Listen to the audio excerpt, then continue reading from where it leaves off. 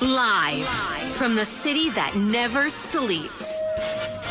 17 miles from Madison Square Garden, New York City. It's America at Night with Rich Valdez. America's favorite late-night talk program, featuring interesting guests from around the world and calls from across America. And now, here is your host, Rich Valdez.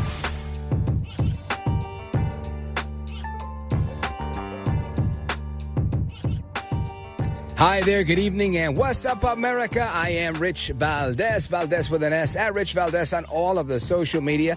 Welcome to the program tonight. It's Friday. We're live. We're national. Give us a call, 833-482-5337, 833-4-VALDEZ. And we are broadcasting live from Nashville, Cumulus, Nashville. Here we're in Music City tonight, and I'm having a good old time here, of course. We're going to wrap up the week. We have some amazing interviews, a lot of what's going on in America at night. I want to speak with you guys, so make sure you call in on open phones across America. As a matter of fact, it's been a while since we've done like a solid hour of straight calls from you, we the people. So we're going to do that. I'm going to say about 2 hours from now, we're going to do a solid hour of calls. And we'll be taking calls throughout the evening as well. But I really want to get into this. Plus, it's Valentine's Day, so we're going to let our hair down and share some of our craziest Valentine stories. But there's still some news to get to. And the United States Army has ended their gender-affirming procedures. Of course, Trump has been chipping away at this for quite a while on different fronts. But it's done. The United States Army announced that it would no longer be allowing transgender-identifying individuals to join the military and would no longer be performing medical procedures associated with gender transition. Now, that to me is the big part. The reason we have so many people that are taking advantage of gender transition surgery and procedures and whatnot is because during the administration of Barack Obama, this was allowed. So people started joining the Army specifically for the purpose of doing this. So leave it to El Trompito to put an end to that, and it's about time he did. Amen. Praise God. Hallelujah. I'm happy about that. I really am. Not because of any disdain I have against people that are dealing with this particular issue, but more so because this is not something that the taxpayers should be dealing with, and I've met people who have dealt with this firsthand where they are short-staffed, short-handed with soldiers because they're out on medical leave because of a transition. And that puts America's national security at risk, and that's never a good thing. So that's really the reason for it, and it's about time that we got out of the business of changing people's genders or sex. What else do we have here? There's another big one here. Hold on. Stand by.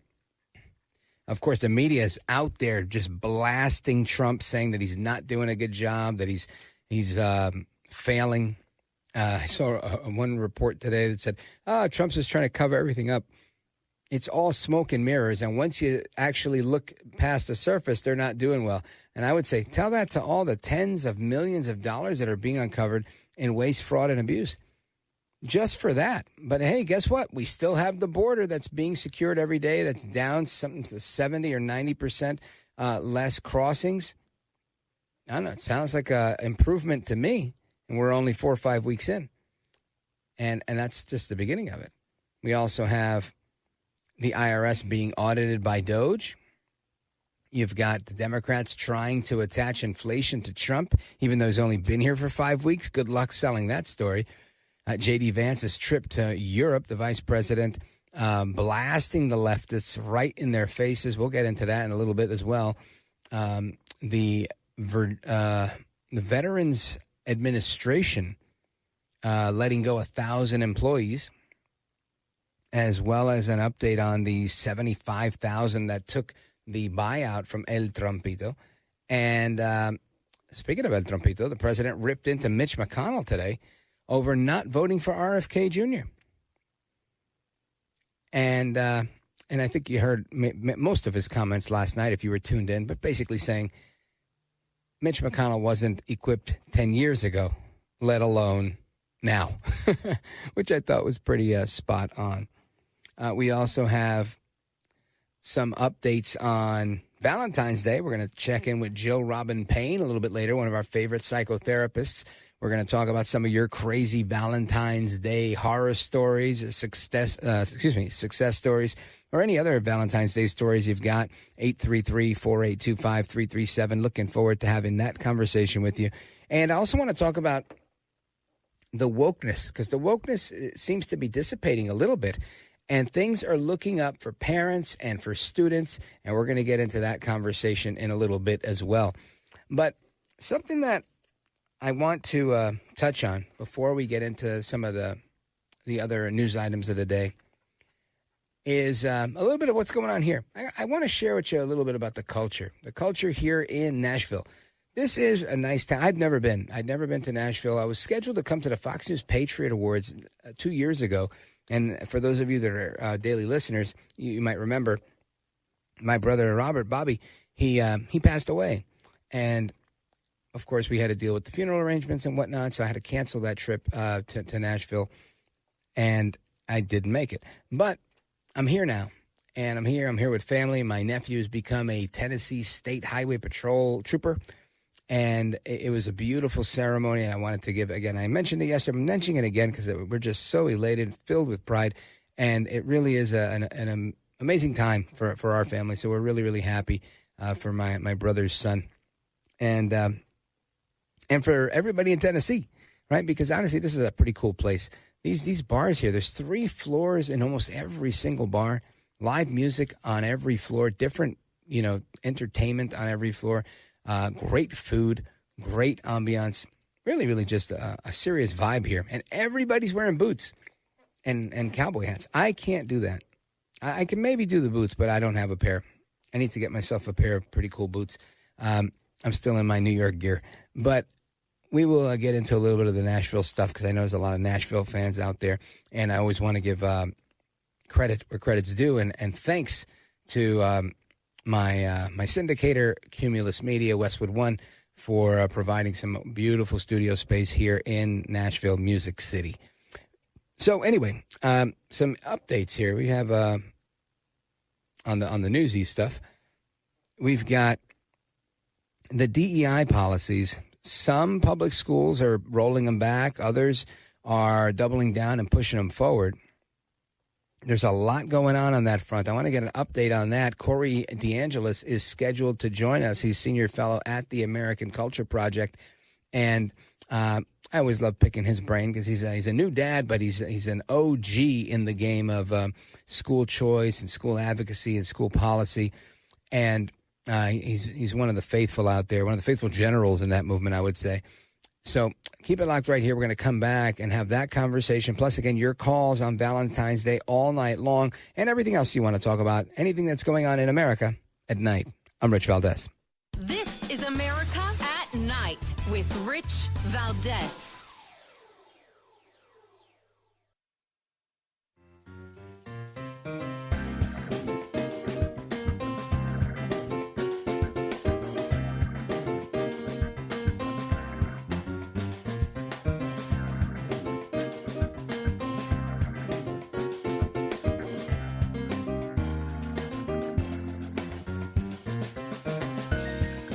The best guests, the best opinions.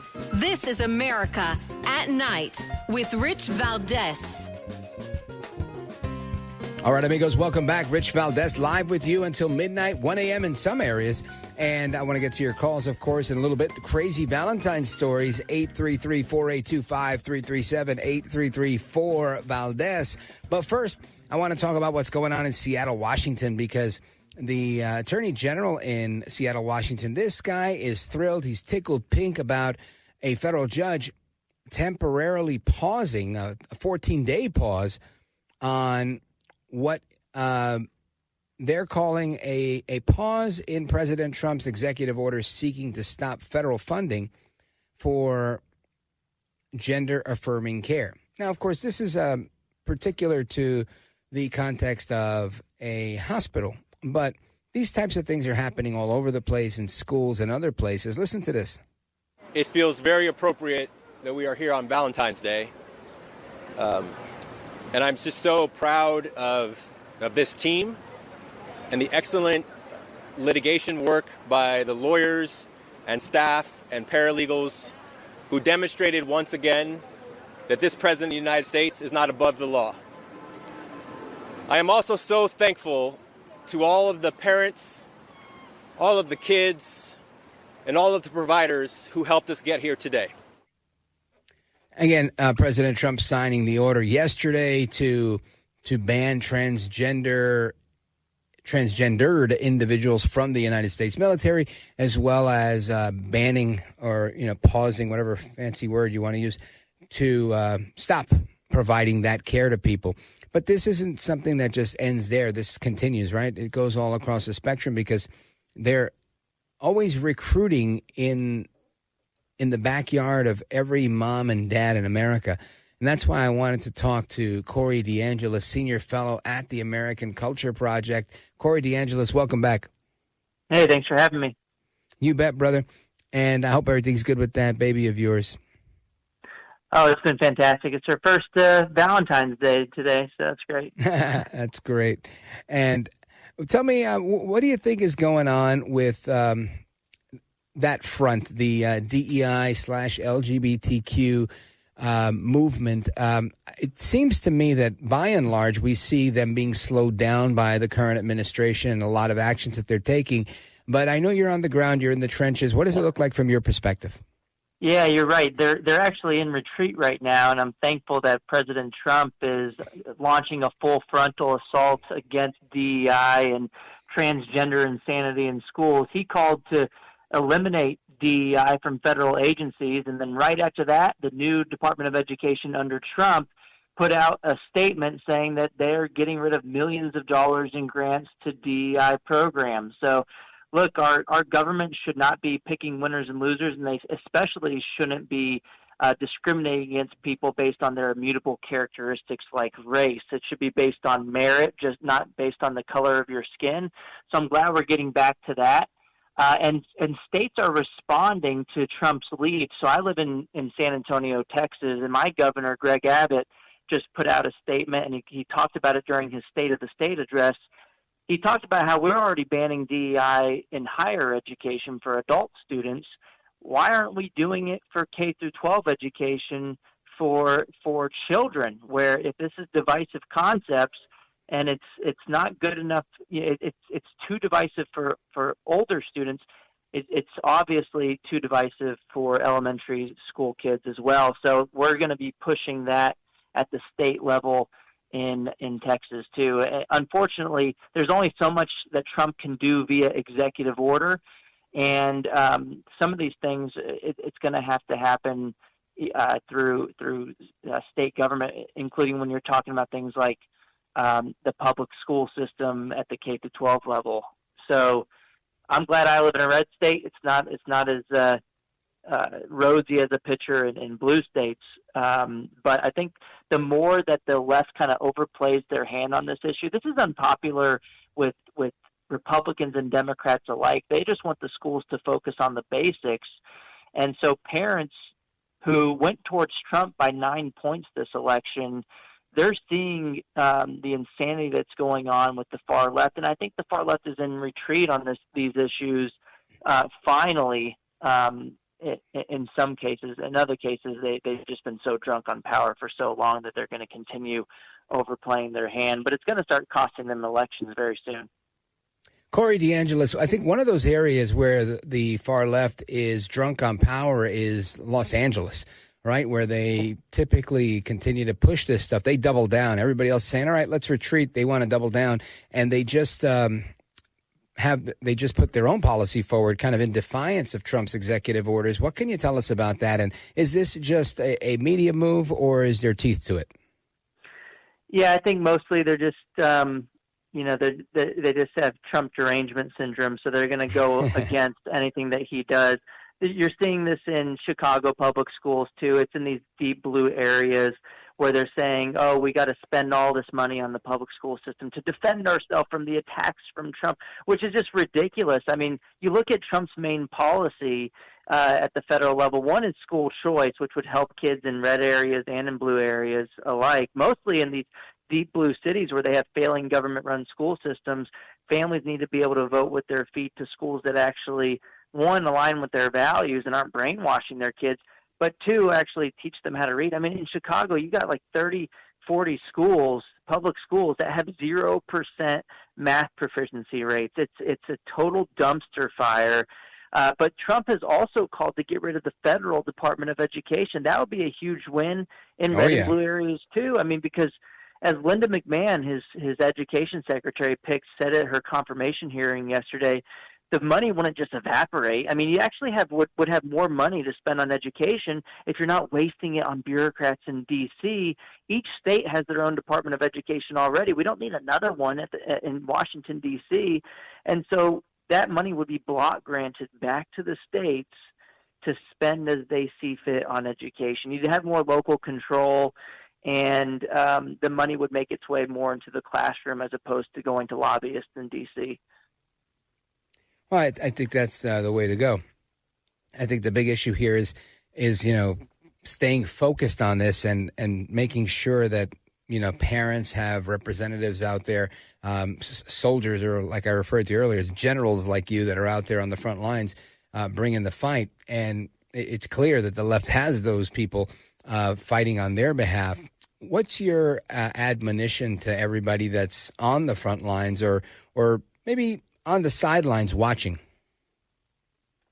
Don't give up. I mean, we've seen over the past few years that when parents band together, they can become a political force to be reckoned with that beats the unions at their own game. I mean, for a long time, politicians only really listened to the teachers' unions when it came to K-12 education policy.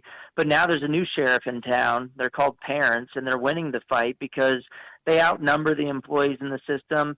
And since the unions fought to close the schools and showed parents the divisive curriculum through Zoom school, when parents saw through remote learning the critical race theory, the gender insanity that was happening in schools, parents started to fight back and mobilize like we never seen before. They basically became a union of their own, one for the kids, an actual union that represents a general interest as opposed to a special interest.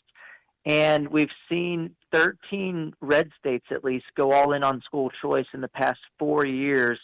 And the next state's probably my home state of Texas. We saw President Trump and Elon Musk both tweet to the Texas House Speaker telling him, you got to get school choice passed. It already passed the Senate.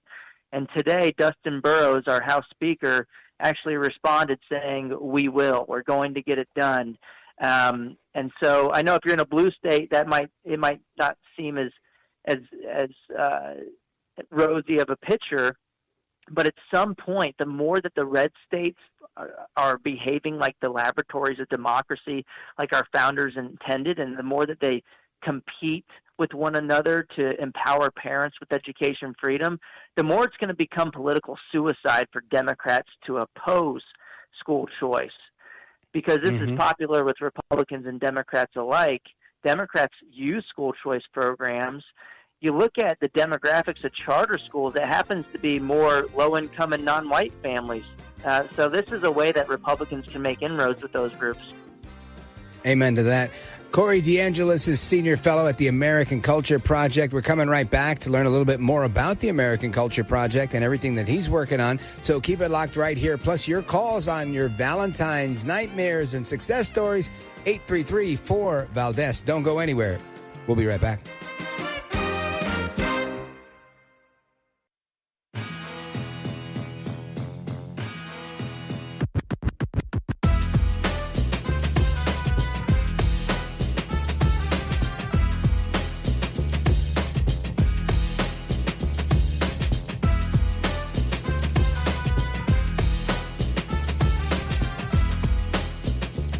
By the way, your ratings are up. Congratulations. I had somebody. It's always nice to check. I like to see, even if they're friends, I like to see how are they doing. Are people listening, right? That's but right. You're doing great. America at Night with Rich Valdez. How does a school know whether it's running a DEI program or not? Well, certainly, and thank you, Senator. And it is good to see you again outside of the state of Connecticut, where we run into each other. DEI, I think, has been it's a program that's tough.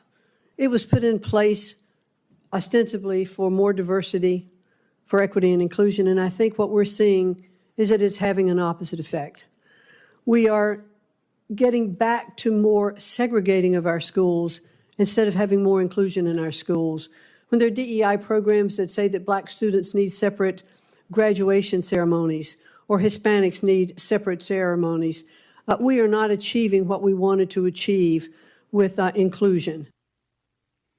That, of course, Linda McMahon, the new Secretary of Ed, and talking about DEI, and I love her position on that. I want to come back to our guest, Corey DeAngelis, Senior Fellow at the American Culture Project. Corey, how do you feel about having a secretary like Linda McMahon at the helm? Oh, she would be fantastic. If you watched that hearing yesterday, she had Triple H behind her, ready to back her up. It was fantastic. But I hope she gets in there and body slams that unconstitutional department once and for all. It's a violation of the 10th Amendment. There is no word education in the U.S. Constitution at all. It needs to be left back to the states. We should have more local control. And she's absolutely right about DEI. It's more divisive than anything. And we do have a school system that's extremely segregated today. The public schools discriminate on the basis of zip code. And if you live on the wrong side of the district line, too bad. So we have really segregated schools today. And a good way to get around that problem, the historic problem that's ingrained in our school system, is to have the money follow the child. She also mentioned during that hearing a couple times that when you have school choice, the public schools get better because of competition. And we've seen this in Florida. We've seen this in Arizona. States that have already done this, they improve. They don't get worse. And it's not like they spend a ton of money in Florida, but they're ranked number one on education according to U.S. News and World Report. They spend 27% less than the national average, and they're just kicking butt on math and reading because they have so much school choice for every single family. One thing that they can do in Congress is something called the Educational Choice for Children Act. It's a nationwide school choice bill that would supercharge the momentum that's already happening on the school choice front in red states, but it would also expand educational opportunities to families in blue states like California and New York, where you can kind of get around the union-controlled legislatures by allowing individual families to have federal tax benefits to where they don't have to get approval by Gavin Newsom or the governor of New York in order to have school choice. That's one way to kind of incrementally expand educational opportunities to families, not just in red states, but blue states too. So I'm looking forward to that. Mike Johnson, the speaker, he's on board with the legislation. The new Senate president, John Thune, he's in support too. And President Trump said he'd sign the bill as well. So this is why Trump won the parent vote by so much. By the way, this is an extremely popular policy. He's showing that he cares about parents, and so does Linda, his education pick. He thinks that parents are the primary decision makers for their kids. And guess what? They're in the best position to make decisions for their kids because they care about their kids more than anybody else, and they know more about their children's needs than bureaucrats sitting in offices hundreds of miles away. Excellent point. Folks, we're on with Corey DeAngelis, Senior Fellow at the American Culture Project. And Corey, I agree with you. Who better than parents to make decisions for their children besides those children themselves when they're of age? And talk to me about this American Culture Project and your work there and how people can learn more about it. Yeah, you can learn more about my work on X at DeAngelis Corey, and then I'm at the American Culture Project. It's amculture.org, and we're a free market think tank. We fight to fund students, not systems. We fight for school choice, and we're engaged in states all across the country. So amculture.org, and we do non-political work, political work, and the biggest issue for me is fighting against the teachers' unions, freeing families from monopolized schools that are teaching kids to hate themselves and their country. I mean, think about this, Rich. For a long time, the left was saying that we don't have CRT in schools. It's just a college-level course that nobody talks about. Right. But then we've seen all these videos coming out. We didn't really know how prevalent these things were until there was actually a national survey that came out this year at Education Next, which found that CRT ideology is pervasive. It's a nationally representative survey. One of the findings, for example, that found that this nationally representative sample of high school students reported that their teachers daily or often said, 36% of them reported this, said that their teachers daily or often said that America is a fundamentally racist country. I mean, that is insane. You might say, okay, it's not a majority of kids reporting this, but 36%, that's over a third of all. I mean, it should be 0%. And so if you're getting a whiff of this kind of indoctrination in your school, you should have the right to say, to hell with this, I'm going to go somewhere else. And school choice is also important in states where they ban CRT, and like my home state of Texas, because we have found with undercover video of school administrators admitting that they're still teaching it even though it's banned. They're just calling it something else like social emotional learning. And so they circumvent the law. They move the goalpost. It's a never-ending game of whack-a-mole. That's why we need choice too. If parents get a sense of something fishy going on, it's time to be able to vote with your feet and hold the schools accountable. 100%. Folks, check out Corey's work at the American Culture Project at amculture.org. And, of course, follow him on X and the other social media at DeAngelis Corey. Corey, any final words before we wrap up? If you want to check out my book, it's called The Parent Revolution, Rescuing Your Kids from the Radicals Ruining Our Schools. It's endorsed by Pete Hegseth, Secretary of Defense. It's endorsed by Vivek Ramaswamy and President Trump himself. It's available on Amazon, 45% off right now, The Parent Revolution. Outstanding. How could we forget that? I'd be remiss if I didn't tell you to get a copy for yourself and a copy to give away. This is important material that everybody needs to know. Corey DeAngelis is a general in this fight, and I think you need to follow his lead and check out what he's doing. Check him out again at DeAngelis Corey on X. Corey, thanks for being here, brother. Godspeed to you. My best to your family and your baby. Thank you so much, Rich. Good talking to you. You bet. Likewise. And amigos, your calls and more are coming up. We're going to talk about your crazy Valentine stories. Plus, what is going on with my least favorite congresswoman from the Bronx and Queens, Alexandria Ocasio-Cortez, a.k.a. AOC, all out crazy. She says that she doesn't care what Homan has to say. She's playing a little frisky over here. And Homan says, and she says, I don't care. More on that when we come back. Don't go anywhere. This is America at Night with Rich Valdez. Call now, 833-4VALDEZ. That's 833-482-5337. 833-4VALDEZ. That's Valdez with an S.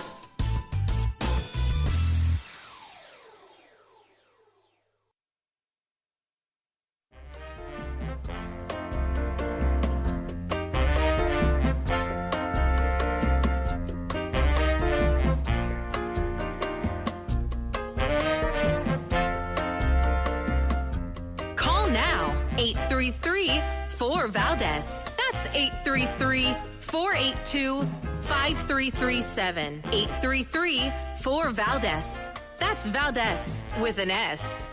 I'm so glad to be on your show, Rich. It's just an amazing broadcast that I hope the rest of America listens to every day.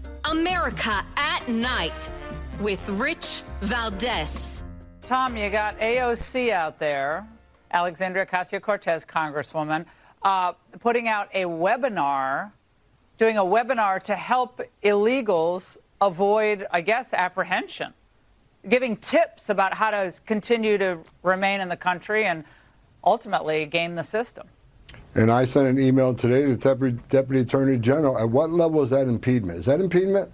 I'm not an attorney. I'm not a prosecutor. Is that impediment? Is that impeding our law enforcement efforts? If so, what are we going to do about it? Is she crossing the line? So I'm working with the Department of Justice and finding out where is that line that they cross. So maybe AOC is going to be in trouble now, but I need the AOG to opine on that, because Impediment is impediment, in my opinion. I'm not a prosecutor, but we need some further guidance on that. But again, if we have to take every federal dollar out of the city, we'll do it. I mean, we're done. That, of course, is Tom Homan on the Fox News Channel earlier today talking about what's going on with AOC. And again, AOC, all out crazy, my least favorite congresswoman from the Bronx and Queens, Alexandria Ocasio-Cortez. She says that she's just going to brush off Tom Homan's warning about trouble over immigration rights webinar that she recently put together. And here's the story, according to the most reliable source in news, MSNBC. Yeah, right. And she was mocking this threat from Tom Homan earlier yesterday because she says, look, the so-called border czar do whatever he wants, right? And in fact, he says, hey, if you're breaking the law, we got to, we're going to find out. She says people have a right to know their rights. So she's letting everybody know exactly what's going on, according to AOC. Let me pick up where I left off here. This thing froze on me. Here we go. Continue. Here. He says he sent an email, and for the record, she says, I don't believe impediment is a word. Regardless, the answer is no. Informing people of their civil rights, as Ocasio-Cortez and the lawyers on her call did, is not impeding the law. It doesn't even cross the line, is what she said. Ocasio-Cortez hit Homan with a pretty blunt response. She said, maybe she's going to be in trouble now, she wrote on X, adding that maybe he can learn to read. Ooh, she's getting nasty. The Constitution would be a great place to start, she said. Now, I don't know much about this either, like Homan said. I'm not a prosecutor either. I know that there are tons of immigration attorneys out there, and if AOC is going to invite immigration attorneys to talk about how people can, utilize the rights available to them, I don't know what impediment is, and I don't know if they're impeding anything, but it's clear she's not on the side of Americans. What has AOC done for America? Not a whole lot. She doesn't pass a lot of bills. Matter of fact, she went through her first almost 2 years before she passed a single piece of legislation. And the piece of legislation that she got passed was renaming a post office in her district. Yeah, talk about the big, big impact that she's making in Congress. Now, I bring all of this up because I think we've got to focus on things. And we, as much as it's enjoyable to take shots at AOC and make fun of what's going on, we got to keep our eye on the ball here, right? We got to make sure that we're going after the Tren de Aragua, the MS-13, the worst of the worst, the most violent criminal element of these illegal aliens, period, right? That's who we've got to get out of the country and shut down their operations. Moving forward from that, then you keep going with whatever other enforcement and removal operations that are necessary. Now, I know there's a lot of people out there that won't be content until every last illegal immigrant is deported. I try to set the most realistic expectations that I can for everybody, especially my listeners, and I tell them all the time, I don't know if we really have 20 million or 30 million illegal immigrants in the country. I'm almost certain that we're not going to deport 30 million people for a number of reasons. There's no precedent for it. And I don't mean like a legal precedent. I mean, you look at Trump and you look at his record on deportation. 5,000 in the first week. All right, these are bad guy criminals. But Trump was always willing to make a deal with the Dreamers. It's not like he said, look, you were brought here, he's very sympathetic to the Dreamers. So for somebody to have an opinion that's contrary to that of Trump's is fine. You can have that opinion. But I don't think it's one you should bet on. I don't think you should bet on Trump deporting people that are DACA. I don't think you should. I think Trump's going to give every last person here an opportunity to pay taxes, some sort of pathway to citizenship, especially if they've been here for a while and they're actually contributing to society. Why on earth would you kick these people out, right? Well, maybe because they came in illegally. Yeah, I get it. I understand your concern with that. But at the same time, I also understand Trump's position. He doesn't want to throw good money after bad. If there are people here and they're not causing any criminality, any harm, I'm pretty sure he's going to be inclined to say, all right, let's make a deal. How about a fine? How about a way for you to stay where we make some money? You get to stay. Because that's what Trump does. He's a deal maker. He's a smart guy. So I think we can expect more of that once we've eliminated the worst of the worst. I believe that. Maybe I'm wrong, right? If I'm wrong, you can let me know I'm wrong. Give me a call, 833-4-VALDEZ, 833-482-5337. It's not that that's what I want to happen, right? I get into these debates a lot. Right? I have a brother that's a huge QAnon person. He swears by it. I mean, he thinks that the United States is now a new organization, that there was an official, dissolution of the United States corporation that was incorporated in Washington, and now we've been reincorporated as the United States Republic, and we have a new system, we have a new business entity, we have a new way of doing business, quantum financial, et cetera, et cetera, et cetera. I mean, all sorts of new things. Nasara, Jasara, you name it, it's all there. He loves it. And listen, a lot of this stuff is good stuff, but it doesn't mean it's all real and it's all happening right now. That's all. That's always my point to him is, look, I'm old enough to say I was alive in 2017 when Trump came into office. I worked very hard to get Trump elected. I support Trump. I loved what he did while he was in office the first time. I hate what the Democrats did to him. Yet, they did it. We saw it happen. Now, he's older, wiser, hipper, has the right allies in place. Super. The deep state's not going to pull a fast one on El Trumpito this time. Amen. Praise God. Hallelujah. Thank you, Jesus. But all that being said, that doesn't mean that they're, just because they won't get over on him, doesn't mean they're not going to try. Right? They're always going to try. He's just hip to it. So that's the point I'm making is, what we want is not always what we get. And that's all I'm saying.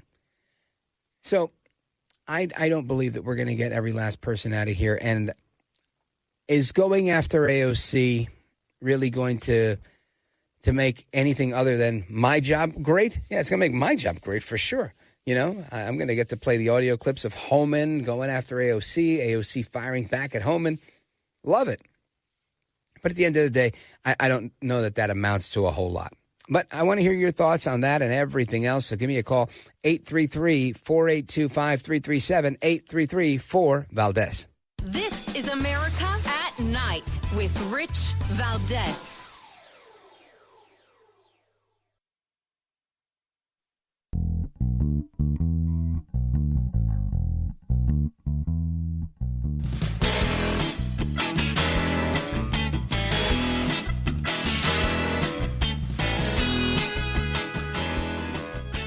All right, amigos, welcome back. Rich Valdez live with you till midnight, 1 a.m. in some areas. Let's go to the phones, open phones across America. Let's go to Paulito. Go ahead, Paul, Boise, Idaho. Go for it.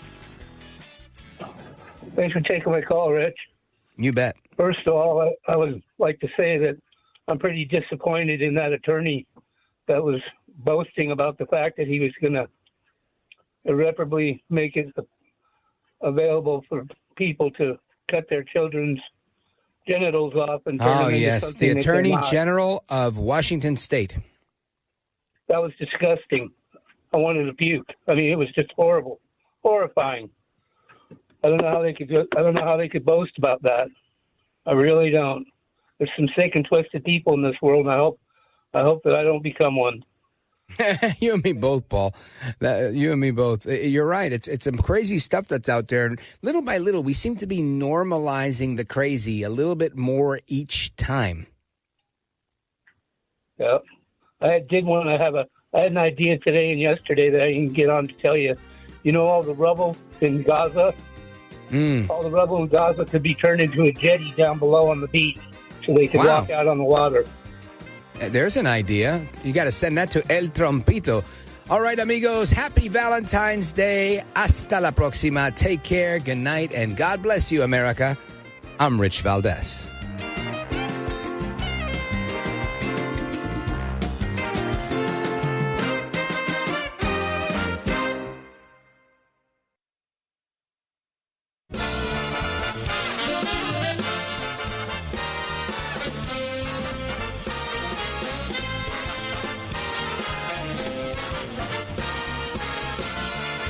Live from the city that never sleeps.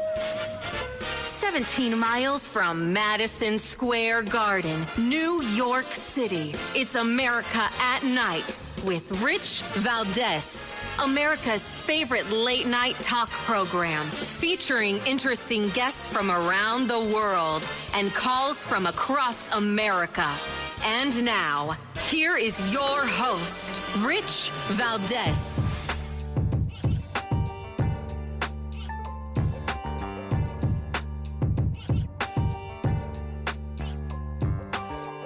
Hi there, good evening, and what's up, America? I am Rich Valdez, Valdez with an S, at Rich Valdez on all of the social media. Welcome to our program. We are live and national tonight, Friday night, Valentine's Day.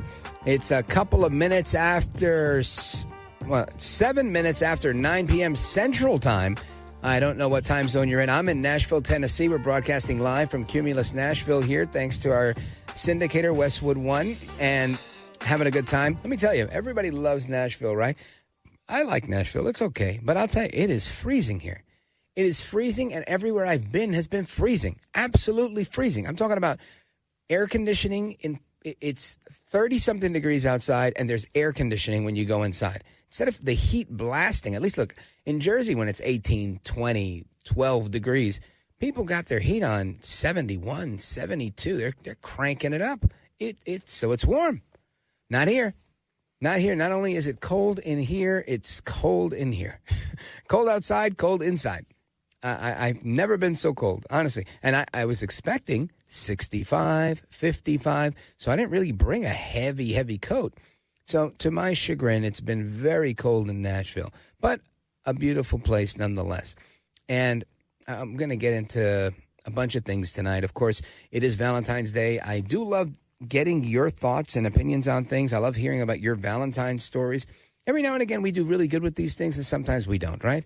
I'll say, tell me about Valentine's Day stories, nightmares, success stories, your most memorable Valentines, and people will call and go, you know, when Trump did that deal, and you know, when Putin did and that's your most memorable Valentine's Day? Now, we could talk about all of it. I don't mind. Whatever you want to talk about tonight, anybody who's home, right? Because I would suspect there's a lot of people that are out for Valentines, Palentines, Galentines, you know, whether they're out with their buddies, they're out with their girlfriends, whatever it is, out with your significant other. I know a lot of people are out. I've been out every day this week for different things. As you know, my nephew graduated from the Tennessee State Police Academy. He's a state trooper now. And we did dinner, and we did the ceremony. We did a lot of stuff. So I know there's a lot of people that are out there. It's Friday night. People are out there enjoying themselves. But for those of you that are home and willing to pick up the phone, I'm looking to chat with you. I'd love for you to contribute to our late night national town hall conversation. And the number for that, 833-482-5337. Now, as we get into the whole Valentine's Day thing, as well as the news of the day, there's plenty to talk about. AOC says that she is going to do webinars to let people know what their rights are, however she wants, whenever she wants, and Tom Homan can't do nothing about it. Now, Tom Homan was on the Fox News channel, and he said, you know, look, we're going to look into this stuff. We're going to ask our attorneys to take a look at this. If she broke the law by trying to tell people how to stay in the country illegally, if this is impeding the investigations or enforcement or removal operations of the Department of Homeland Security, then they're going to let her know. But she was very defiant. She didn't care. She seemed to be mocking him online. And this is, you know, very characteristic of the left. Right? The left likes to mock people. The left likes to be in your face. They like to ridicule you. Although I got to say, I'm going to take a moment to talk here for a second. This is a good time for it. That I saw something the other day. Let me see if I could find it. It was a video from a journalist. I mentioned this just briefly the other day, but I want to read to you some of the comments because I thought it was interesting, right? These are like social experiments that I see here on the Instagram. And one of the things that I saw that I thought was interesting was a video, again, from a conservative news outlet about one of their journalists or commentators that was doing an ambush-style interview. And it was just interesting to see how it played out. Because sometimes I think in the name of meaning well, we sometimes might go too far with things, right? And what do I mean? Well, in the particular situation I'm talking about, this is a case where you have this guy and the other his cameraman or whatever. They go to a church that's clearly operating in Chicago, helping illegal immigrants and everybody else in the community that they help. And his disdain for illegal immigration is understandable, but he kind of condemned the entire church. And I thought, can we really do that in good faith? Can I say that because a church is assisting people that are in need, like a man or a woman that may have been trafficked, for example? That's one of the points that they made in the comments. Is it okay for us to say, I mean, of course we can have any opinion we want, right? But is it okay for us to say we think that the federal government should end your IRS tax-exempt status? Now, not that I want churches necessarily to be tax-exempt, but I do. I will say I think that's a good idea. But more so, I don't want the federal government telling anybody what to do, right? I really don't. I don't think you do either. I think most conservatives don't want that to be the case. So how do we get to this place, and how do we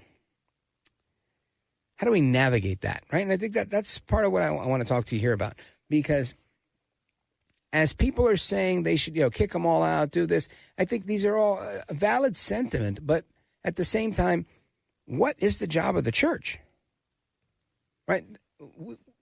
People like me, I criticize the church often for not doing the job of charity as well as they should. I think the Bible calls for charity with foreigners, for widows and orphans. And this is a call for the church to help these people.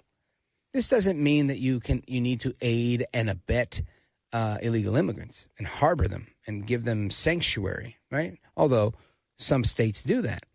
So when Jesus gives, and again, not to get too spiritual here, but when Jesus, is teaching and he says, render unto Caesar what is Caesar's and render unto God what is God's. He's saying, follow the law of the land, right? Follow the law of the land, follow God's law. Obey your commandments. If we take that way, and you are a man of the cloth, woman of the cloth, operating in a sanctuary city, and a woman that was trafficked here at the age of, 16, and has been here for a couple of years in indentured servitude, working, being forced to work in a strip bar or as a house cleaner or whatever type of work that she's been forced into to pay off her trafficking. If this person escapes the trafficker, makes it to this church and just says, hey, look, I just want to be able to pray here, should this church be like, I'm sorry, we're calling Tom Homan? Should this church turn around and say, I'm sorry, we're not going to give you a meal because we don't serve in the name of Jesus our meals, we serve our meals in the name of ICE? And I'm being very real here. I don't want anyone to break the law, and I don't want any church to help people break the law.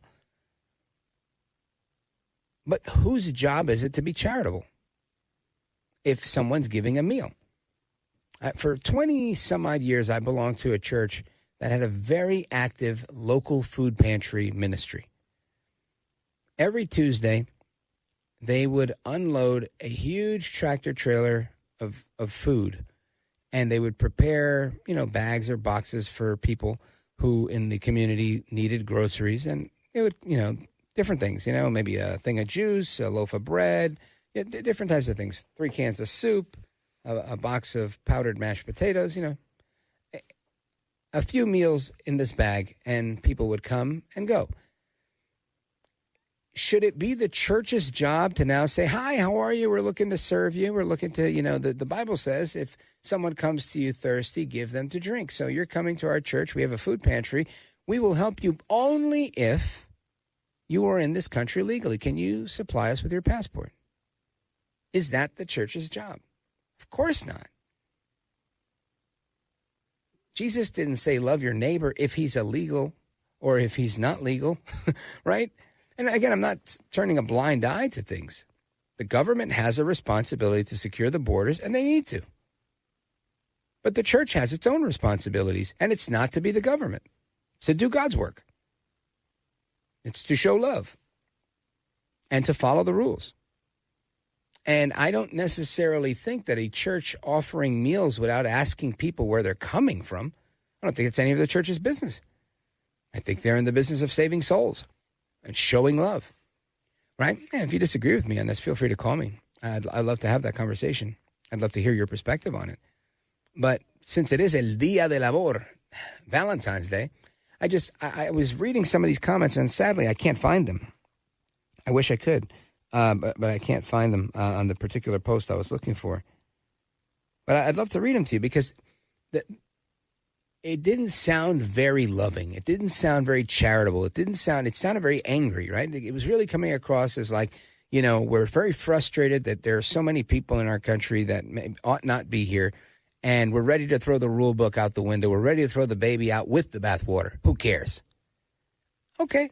If that's your position, that's your position. It doesn't mean I got to jump on board with that. I think we still have to think things through and be, I don't know, normal, realistic, reasonable. That's how it's got to be. So anyway, let me know your thoughts on that. Plus, we're going to get into some conversation on Valentine's Day and with one of my favorites. She is, I'm going to call her psychotherapist to the stars. Jill Robin Payne is going to be joining us. So keep it locked right here, folks. It's going to be a great ride this hour. We're talking about everything from what's happening in Washington, D.C., what's happening all across America, and what's happening tonight on Valentine's Day across America. Don't go anywhere. This is America at Night with Rich Valdez.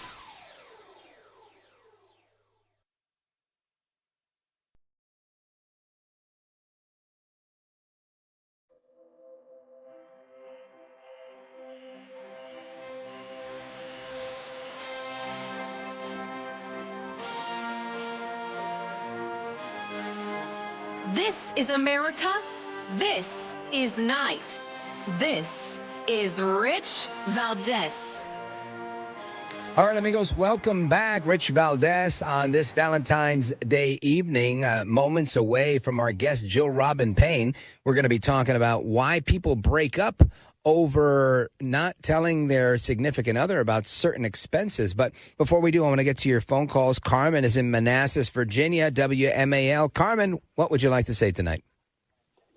Yes, I like your program, and I want a contribution with the problems in the immigration, you know. Yes. Because in this country, they have a million the organizations from immigration, you know, the help to the immigration.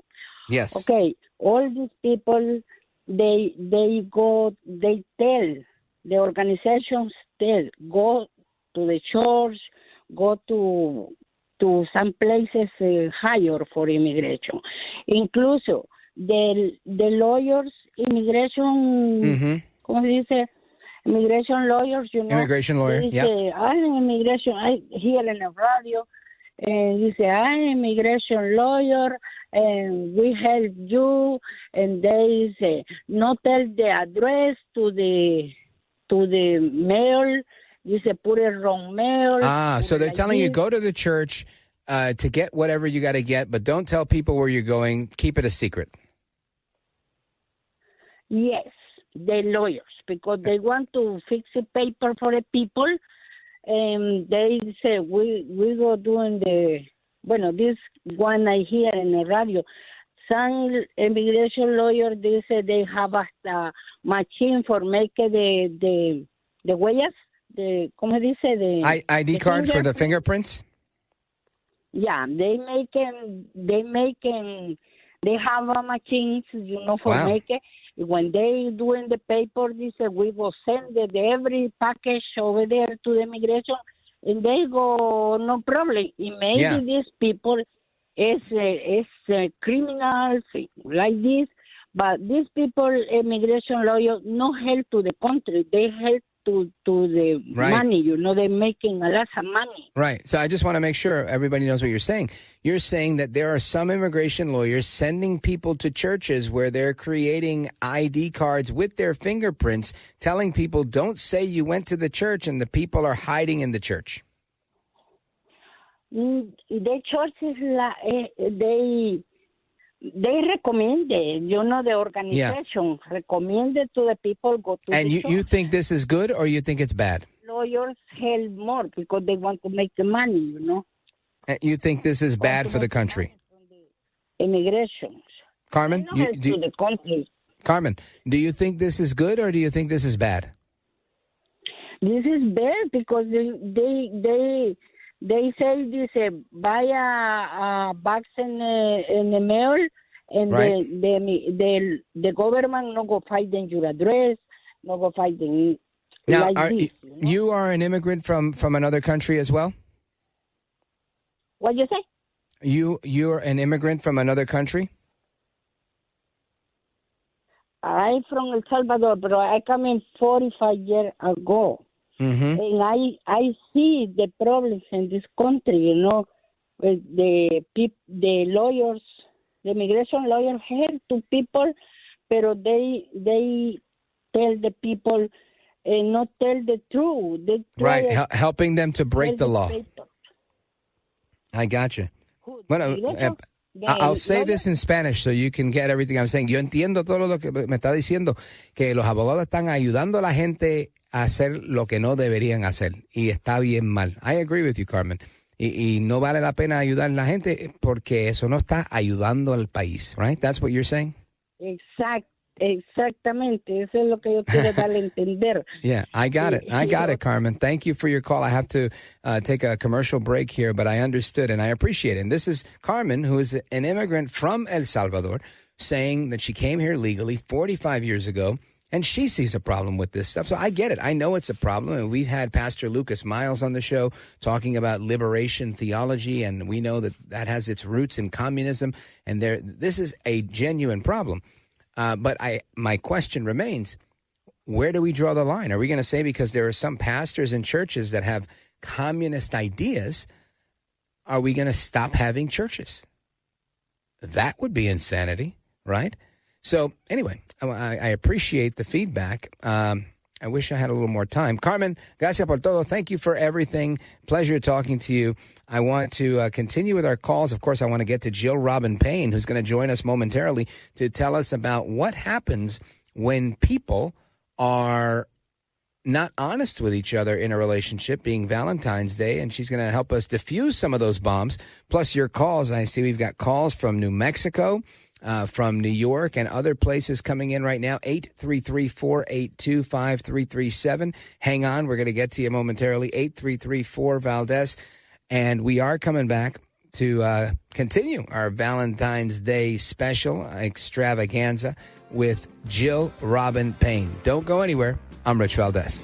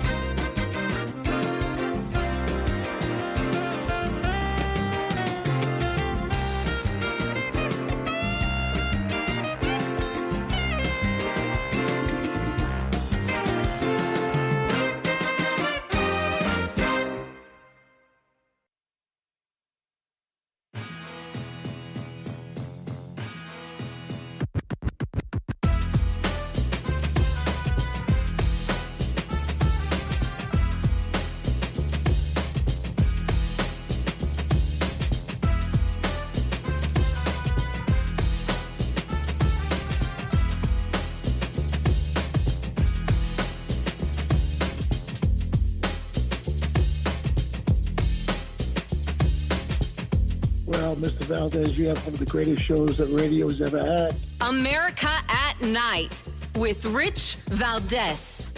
About 40% of Americans say they lie about money frequently in a new Wallet Hub survey.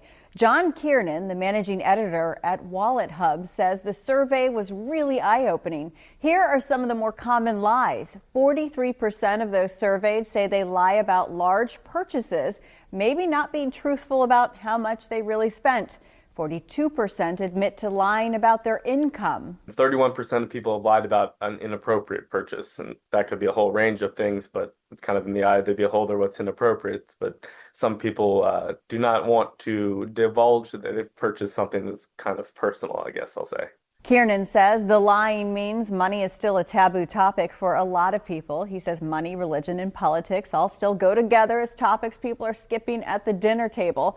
He says the survey also found there's still a lot at stake with being secretive about money. We found that 53% of people said they would break up or get a divorce over financial problems. So maybe a lot of people are trying to kind of prevent what they know might be a bad outcome if they're completely honest. Kiernan says in a relationship, open communication is key. Couples early on should put it all on the table, their money habits, and also as things get more serious, couples should make a plan on what accounts they are going to share or not share. I'm Rachel DePompa.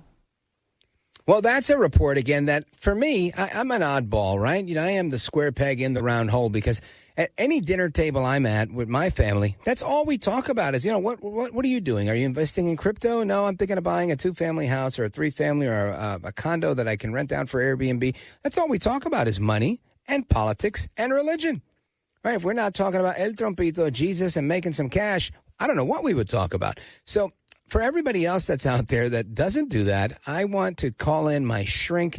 She's the best out there. Her name, Jill Robin Payne, psychotherapist, as I'm calling her tonight, to the stars. Who's the stars? You all, the American people. And she's with us now. Jill Robin Payne, welcome back.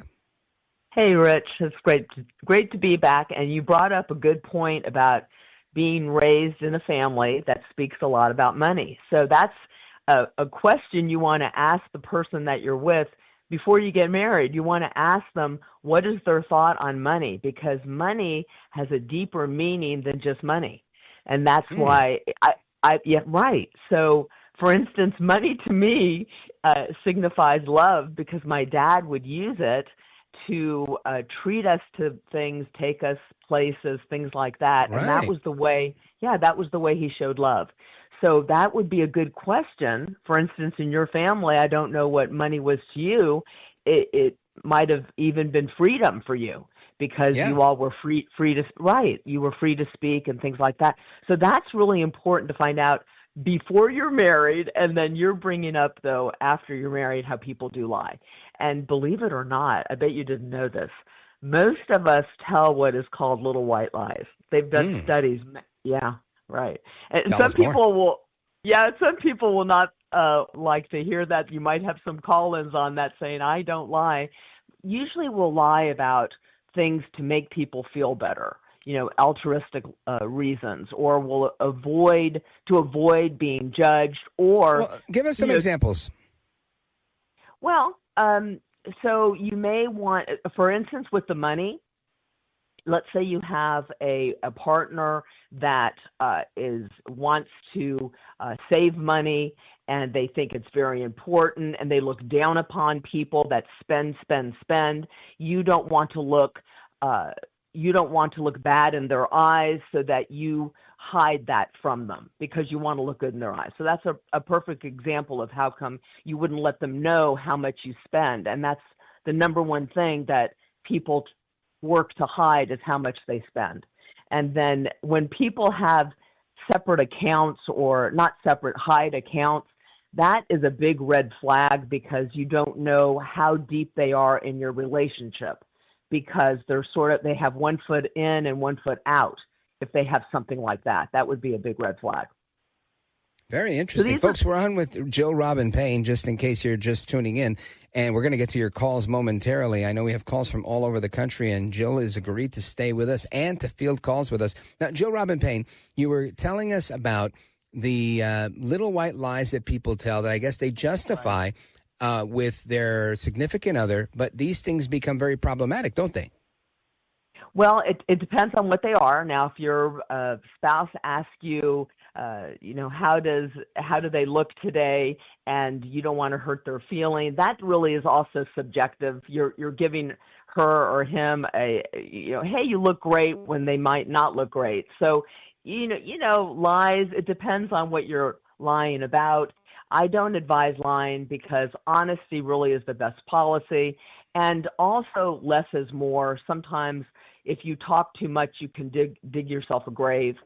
So Sure. these are things, right? I mean, it depends. So people need to be open and honest. You know what I recommend? Because I've had clients that have money issues, especially nowadays with, things costing so much and kids even having problems getting homes because they're so high. I say have money meetings. Once a week, have money meetings. And it's not to complain about money, it's to show where your money's going, what you're doing with your money, and what you want to do with your money. And so I think these are very important to have money Now, meetings. Jill Robin Payne, tell me what that looks like, because I'm just thinking, Okay. this was and I'm going to give you a little background, right? I don't like doing bills. It's not something I remember my ex-wife would sit down at the dining room table and pull out a checkbook Right. and Excel spreadsheet, Right. and she would just give me the evil eye. And I would, it was kind of like, I knew, don't get involved. But she always wanted me to sit there and keep her company. And I was like, I don't want to do this. You're doing this. You're like our accountant. Right. You do that, and I will go watch TV. And it bothered her a lot that I wasn't involved in that process. So someone like me, I don't want to be involved in that. But I guess, A, I'm guessing the advice should be, well, sit down and keep her company. But B, would be, how do you approach that? Do you say, hey, honey, I want to sit down and do the bills with you, or I want to talk about our expenses? How do you recommend we do that? Well, so one, don't focus just on the money. To me, I've even have families do family meetings. So the meeting I like to say money meetings because it's easy to remember, and a lot of people, they might not like talking about it, so you need to set an appointment for it. I've even had clients set up times for having sex because they're so busy that they will put down every Monday we have sex. So you can make it funny. You can make it light, like, hey, listen, we're just going to sit down and talk about the fun part of our money and what we're going to do with it. And you can just even sit there and just be with me, and I'm just going to go look at it just to make me feel better about it. And just having you there, maybe we can have, a cup of coffee, some dessert while we're doing this, so we can associate some fun time with it. And you need to really also empathize. So, for instance, you really didn't like it, so your partner will sit and go, hey, Rich, I'm hearing that you're not really into this. What would make it more fun for you for us to do this? Because this is real important to me. So, what would make it more fun to you? Make it you tell me, and then you would tell her. Well, I really don't like. I don't know. What would you say to her if she said that?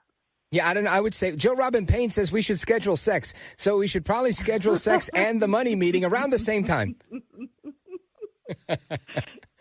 So you know what? I'm laughing at that, and that is something that we need to make light of things. And that's like going back to my bempathy, banter with empathy. It's missing in our world. So if you make money a sore subject, it's going to be a sore subject. If you make it a fun topic, and you can do that through association, just like you did. Now, that can also work backwards because then the person's associating sex with the money. So, it all. What do you think this is? Right, yeah. Exactly. So, you know what? Everybody's different, Rich. And I think it's really good to empathize, and everyone is raised different. This is a time to find out a little bit more about your partner and how they think. How did they spend money? Did they go on vacations? Did they save? It's a good time to get to know your partner. There's a lot of things we don't know about our partner. Yeah. And that, to me, it seems like the big deal here, at least from the report that we just played. It seems like there's too much of a disconnect where the conversation isn't happening. And I appreciate your friendly approach to the conversation, because for someone like me, it's not something I necessarily want to do. I hate meetings at work. Imagine having meetings at home too. That just, and I'm sure some people listening going, well, if you don't have meetings at home, how do you know what's going on? Exactly. I never know what's going on. But that's part of the problem. It's probably why I'm divorced now.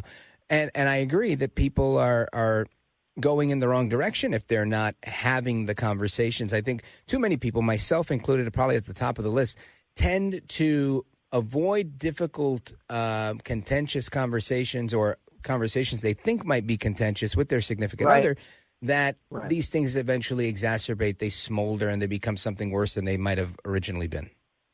Right, exactly. And of course, sometimes it's good to even put that with a financial person or financial therapist. There are financial therapists out there. You can have a mediator. No, I'm serious on this. Like once a month, you go see someone and talk about it because you don't want to handle it. That puts it in the other person's pocket. So that really, that it makes it, to me, it makes it better. When people come see me, they do it, Rich, because it takes pressure off of them. And I'll make it fun, or the other person that they go see hopefully will make it fun.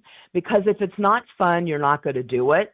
And you said uncomfortable, so it's uncomfortable for a while. But do you know that if you practice, whenever you practice becomes fun, believe it or not. So if you make it a ritual, if you make it a ritual, it's like, I don't know, doing any sport. When you first start a sport, playing baseball or something, it's uncomfortable because you really don't know what to expect. You're not that good. You got to build that routine type of thing. Jill, stand by. We're going to come right back and continue the conversation with the American people. If you guys have a question for Jill Robin Payne on Valentine's Day, relationships, or anything of that sort, we're looking forward to chatting with you. Those of you who want to comment on other things, we're getting to you as well. 833-482-5337, 833-4-VALDEZ.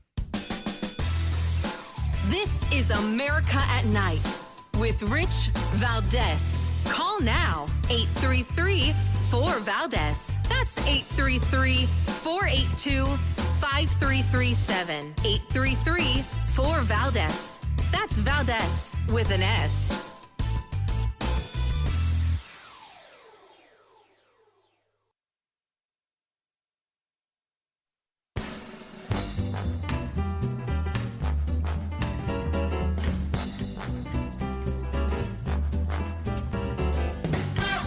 Call now, 833-4-VALDEZ. That's 833-482-5337. 833-4-VALDEZ.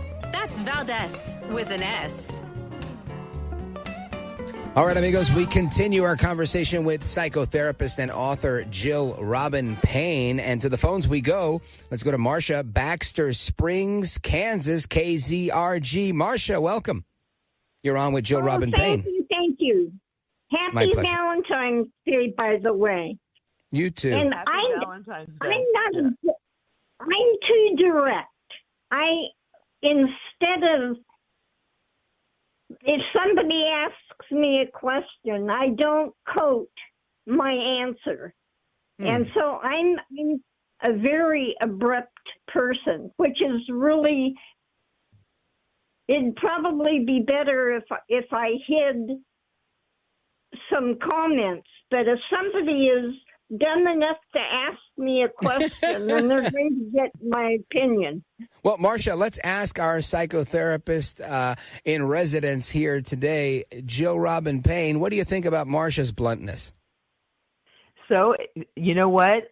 I think that's awesome, especially if you're from up north. A lot of people are that way, and everybody has a different language, Marcia. So whoever you're talking with, if you want to get them to hear you more, listen to the way they're talking and then not mimic them so much, sort of feedback how they talk, and they'll be more receptive to hearing what you have to say if you're talking about your partner.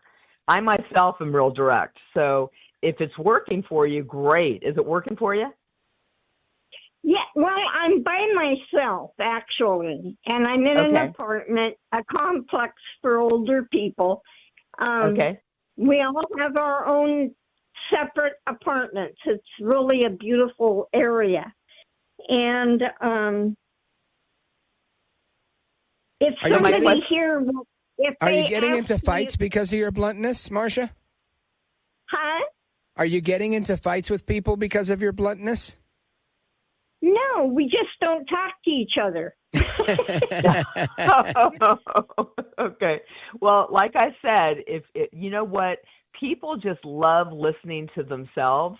And if you talk to them and say their name a couple of times and listen to what they'd like to talk about and how they want to talk, they'll be more receptive to hear what you have to say. Yeah, well, I'm a Republican, and I'm the only one here that is. Oh. I love it. Thank you, Marcia. You are a pistol, and I love the conversation. You keep doing what you're doing. Something tells me you were likely not going to teach you any new tricks, and that's okay, right? My daughter is very much like that, too. She will tell you things, and you're like, are you insulting me or talking to me? And she's like, I'm just telling you the truth. Oh, boy. But sometimes it goes like that, and I'm probably like that at times as well. But I think we all can start to try and add new things to our repertoire. And I always, I start my day with reading scripture. I read the Bible. I read a devotion. And then I always feel like, oh, my gosh, I am missing the mark big time. Biggest hypocrite ever, right? So I try to adjust and be better. And that's helpful for me. And maybe it'll be helpful for you. Marcia, thank you for your call. Happy Valentine's Day to you. And Jill Robin Payne, for those that are listening and are wondering, what can I do to make my interpersonal communications better? Because everything seems like it's a fight when I deal with so-and-so. What's your best advice for those people? So if they're knocking heads with somebody else, sometimes, you know what, Rich, sometimes you're just not going to get along with somebody. That's just how it is. Another thing I tell my clients or people that I meet, put a time limit. Put a time limit on how long you're going to be talking to that person. Hi, Rich. Gosh, it's so great to hear from you. I've got 5 minutes. I've got to go in just a minute. What's going on? And you act really interested. You listen to them, and you have an out. And that's the same even if you're going to a party. To have an out makes things a lot easier. It takes pressure off of you. That's going to change your attitude, and then you'll be more open to have a better time with them. So everything's really about attitude. If you feel that it's going to be a win-win, life is perception, and as long as they perceive, I know someone said that's manipulative, but it's not. I think it's strategy. I really do. I think it's the right thing to do. Jill, I got to pause right here. We're going to come right back, wrap up, and make sure everybody knows how to get your book. So stick with me, and we'll finish up with the point you're making with your husband on the other side. Don't go anywhere. This is America at Night with Rich Valdez.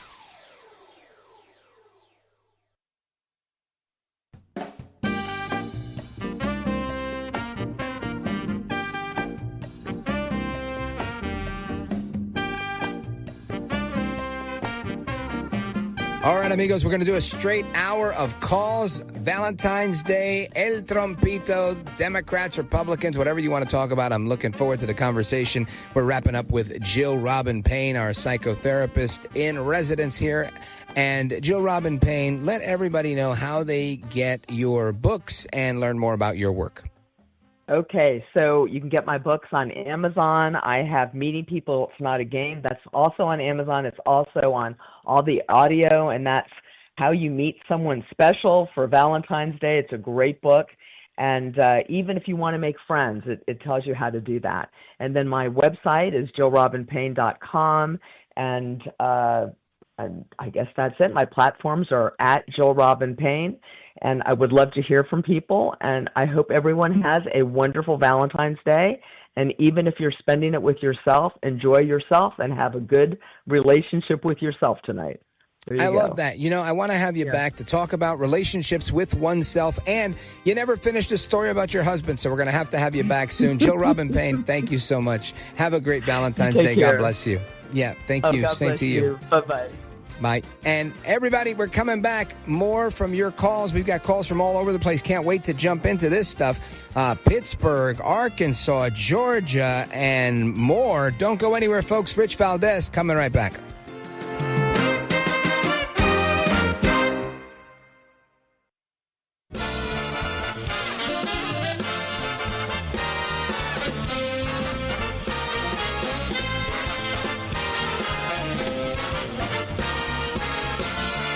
Live from the city that never sleeps. 17 miles from Madison Square Garden, New York City. It's America at Night with Rich Valdez, America's favorite late night talk program, featuring interesting guests from around the world and calls from across America. And now, here is your host, Rich Valdez.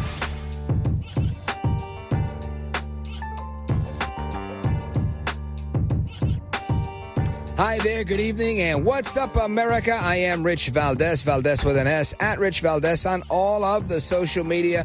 Welcome to our Valentine's Day edition. We're live, we're national. It's about 7 minutes after 10 p.m.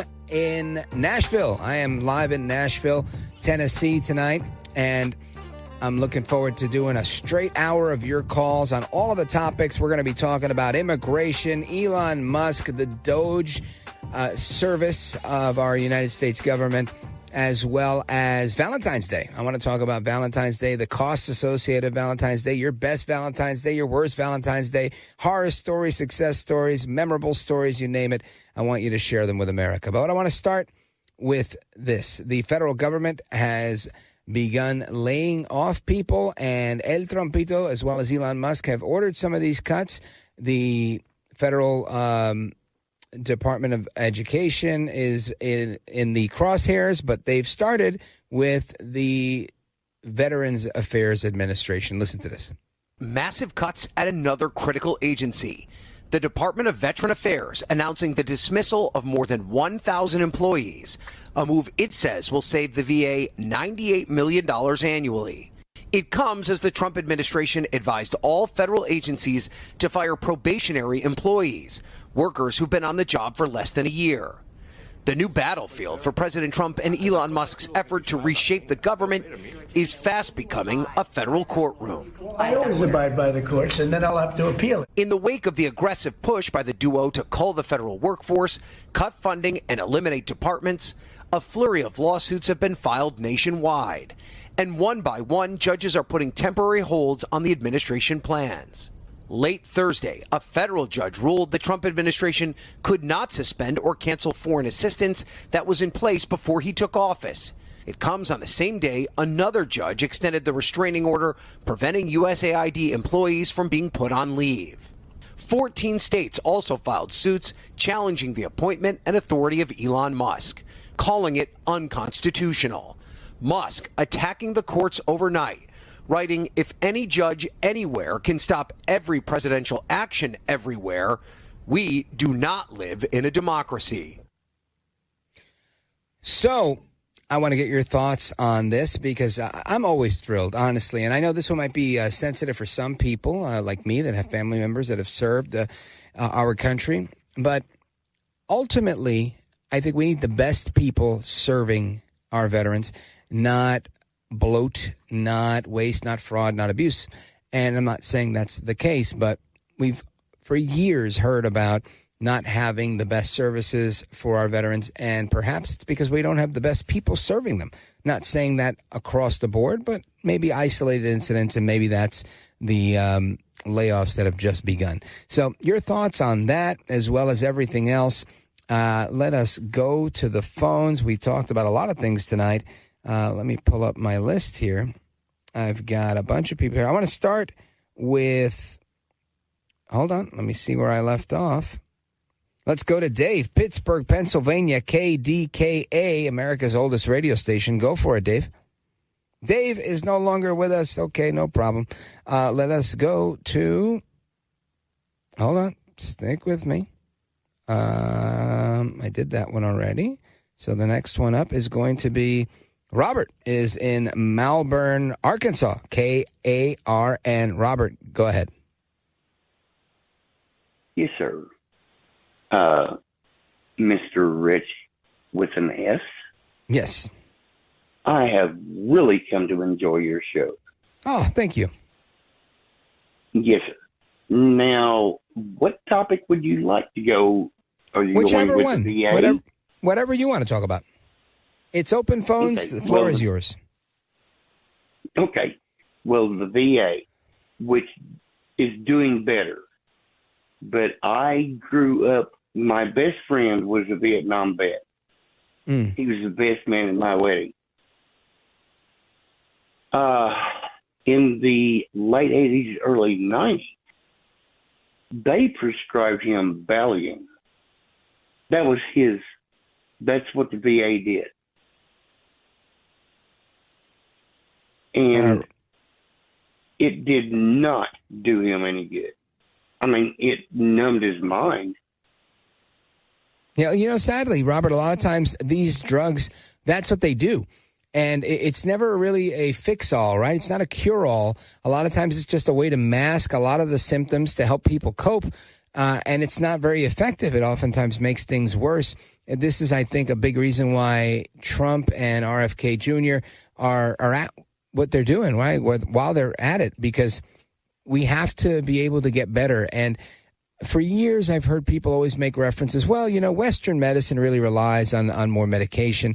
And I think that's better said as we have a big pharma addiction in the United States that we don't see everywhere else in the world. I mean, yes, big pharma is in other places, but I don't think it is as much as we are here. And I learned this as a young man, 2003-ish, let's say. My daughter was very young at the time, 2, maybe going on 3, and my oldest daughter, and she had gotten an ear infection. And it was that time of life where, for like 2 straight years, she had ear infections pretty regularly, kind of back to back. It would go from one ear to the other ear, back to the other ear, sometimes both ears at the same time. And then when she hit a certain age, she didn't get it anymore. And it was because of the way she was growing and the way, fluid travels through the ears and all this stuff. But the bottom line here was we were in the Dominican Republic, and my ex-wife's family, her uncle, worked as a pharmaceutical salesperson. And I said, oh, she's got a fever. It's probably the ear thing. We've been through this before. And I said, we just need the pink stuff and she'll be all right. And he was like, what pink stuff? And I was like, amoxicillin. And he was like, why would you give that to your kid? And I said, well, why wouldn't I? She's got a fever and she always gets these ear infections, and that's probably what's going on here. And he said, well, then why don't you just let her fight the infection and build immunity? And I said, well, I don't want her to suffer. And he's like, but she'll keep suffering if you keep giving her the pink stuff. And I was like, man, you make a point. So she had a fever for like 6 hours, and then it began to dissipate. And guess what? There went those ear infections, and they never came back. And I thought, man, the pharmaceutical sales rep in the Caribbean gave me some really good advice. My MD in the United States didn't give me the same advice, and my kid kept getting sick. So who was right? Clearly, the guy in the Dominican Republic was right. After that, my kid was fine. So I thought to myself, how much of this is going on and how prevalent is the problem? And I realized, you know what? It was happening with my mom and my dad and everybody who took any medicine for anything. They were being over-medicated by and large. And it's the reason I don't take any medicine for my ADHD. Why? Because ultimately what happens is I took some medicine. It worked out great. And then it didn't work so great, right? They said, take more. I took more. Worked great again. Didn't work so great after a while. They said, take a 3rd pill. And I was like, man, that's a lot. But okay, you take this pill 3 times a day, and now I have the attention span of, a rocket scientist. But it was pushing my blood pressure up.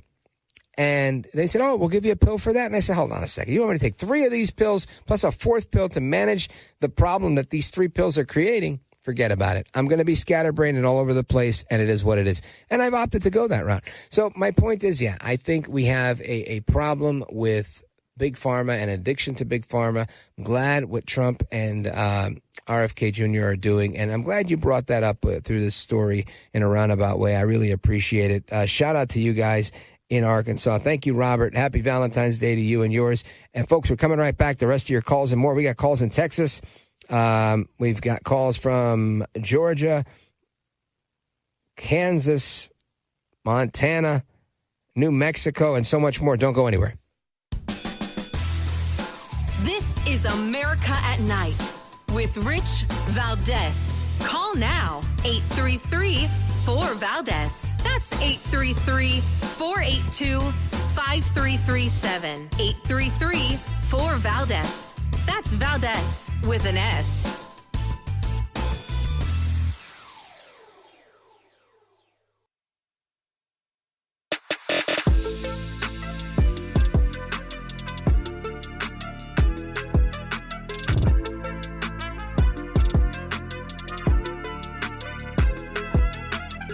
Call now, 833-4Valdez. That's 833-482-5337.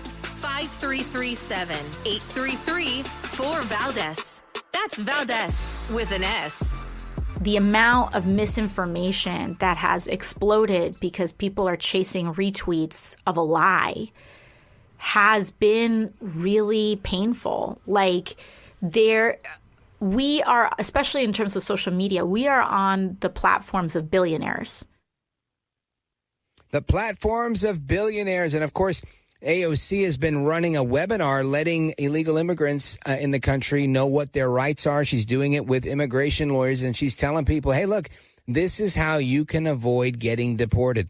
And Tom Homan isn't having it. Tom Homan was on the Fox News channel last night, and he said that well, you know what? We got the clip. Listen to this.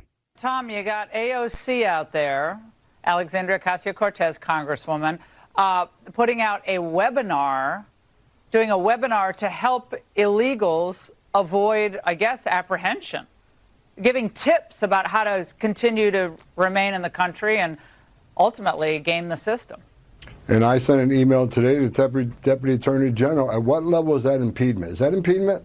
I'm not an attorney. I'm not a prosecutor. Is that impediment? Is that impeding our law enforcement efforts? If so, what are we going to do about it? Is she crossing the line? So I'm working with the Department of Justice and finding out where is that line that they cross. So maybe AOC is going to be in trouble now, but I need the AOG to opine on that, because there's impediment is impediment, in my opinion. I'm not a prosecutor, but we need some further guidance on that. But again, if we have to take every federal dollar out of the city, we'll do it. I mean, we're done.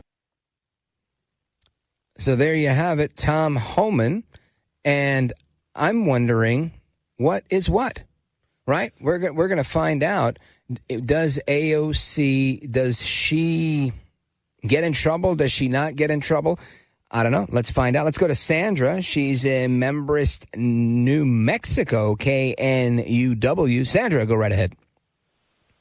Yeah, I was reading this book, and I think it's really helpful as far as the church. We're at kind of a crossroads with, no politics, don't talk about politics in the church, and all these different things that go on.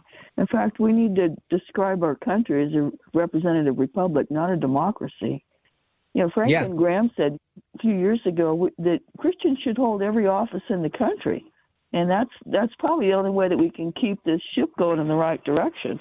But here's what I wanted to share with you. This goes back to the time of the separatists, okay, on the Mayflower, who came over here, and the kind of devotion they had as pilgrims and Puritans. Right. So there's a couple of paragraphs, and I'm just going to read it real quick. Taking their cue from Paul's admonition, come out from among them and be separate. The separatists were Puritans who had determined that the Church of England was not a true church of Christ, and were to remain true to their faith.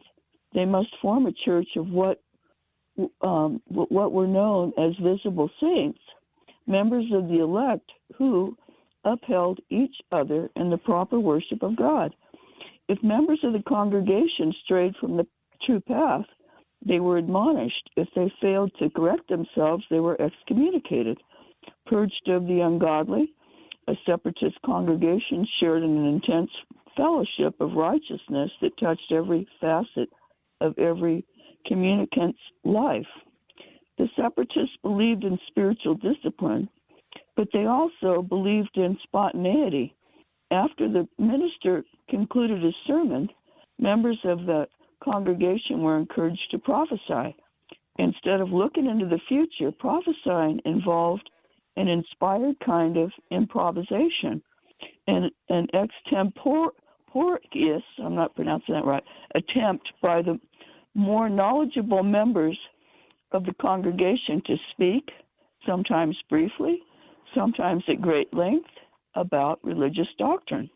Yeah, well, listen, I get the flavor, and I just want to say that I think that that's 100% right? Because I've always believed that we have to ultimately, whether it's as the church or whatever group you are, you need to police your own. You need to hold yourselves, you, your family, your neighbors, your neighborhood, whatever it is, you have to hold it to the standard that you expect that you want to hold it to. The exception that I took earlier in the previous hour when I was talking about the churches that are employing liberation theology and espousing communism. And my issue there was with the church not doing its job to do what you just said, to excommunicate, to admonish, to use the words of the Apostle Paul, to correct or, to have iron sharpen iron per se. Instead of saying we're going to get the federal government to take away your tax exempt status and we should shut down these churches. This to me is an authoritarian type of government where we're almost opting to have the government step in and do things, which I think we should never do. Whether you like the church or not, you figure out a way to deal with the church by your ability, right? If you're a member of that church or you work through the membership of the church, you create an option for people to go to your church, right? A better church. But I don't know that having the government shut down churches or tell churches what they can do, what they can't do, is A, even constitutional, right? And B, a good idea. This is the same way I feel about speech, right? I don't like to hear people say things about the Jews. I don't like to hear people say things positive about the Nazis. But I have to kind of put up with both and argue from my own perspective for what I do believe without calling for the government to shut these people up because they have a right to free speech. And this is the double-edged sword that free speech brings, right? You get to say whatever you want. I get to respond however I want.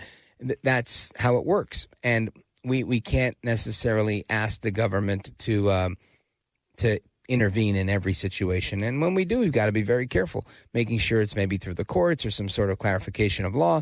But I don't want the government. There's already a limit on the government when it comes to speech and religion. That's the Constitution. That's our First Amendment. I don't need them, getting any further into my life, if that makes any sense. But thank you. Thank you for your call. Shout out to New Mexico. I really appreciate it. And I want to continue. Let me see who's next in line. Tell me in my ear who's next in line because my screen. Ray in Atlanta, Georgia, WGKA. Go right ahead, Ray. Hello, Mr. Valdez and Mr. Announcer. Listen, my topics keep getting longer and longer as you cover them. For one thing, I got a list. Please humor me. I'll do my best, but you probably got 35 seconds until the music plays. Okay. Yeah. Well, here in Atlanta, the VA they rather drug us and treat us. I thank you so much for covering Scripture. I try to live my life by the books of James and Proverbs. Hang on, Ray, because that wasn't enough time for you, and I want to make sure you have time to chime in, and we're going to get to the rest of the calls as well. There's lots of calls on the line, lots coming in as well. Happy Valentine's Day. We're coming right back. Folks, open phones across America with me, Rich Valdez. Don't go anywhere.